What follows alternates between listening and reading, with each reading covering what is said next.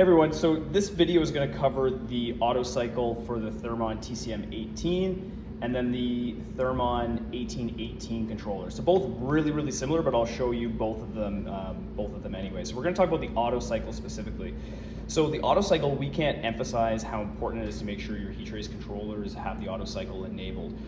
This will make sure that your circuits are doing a self-test periodically, no matter whether the heat trace circuit is being called to be energized or not. So really important for ambient heat trace circuits especially. So in those warmer months, you want to make sure your heat trace circuits are doing a test, so when cold weather does happen, that you're not suddenly surprised by a whole bunch of heat trace failures that you could have identified during warmer weather.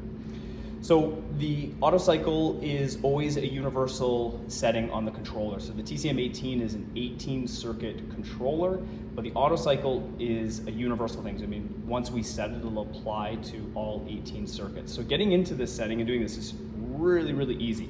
So right off the bat, we're gonna hit Program, and then we're gonna go into Config. And once we're in Config, we're simply just going to come across and we're going to hit enter through all of these sections until we get to auto self-test. And we're going to click up, and then we're going to select the duration, or when we want, how often we want it to auto cycle. So we typically set things to 24 hours, and then that's it, it's done. So we can simply just hit program again, and we're out of program mode, and our auto cycle is enabled for the TCM18. So this is the TCM18, so very similar to the TCM18 18 circuit controller, just Thermon's older 18-point controller. But to get into it, is almost identical. So we're just gonna hit program, and we're gonna hit config, and then we're just gonna go through all of these functions just like we did with the TC101 controller, and until we get to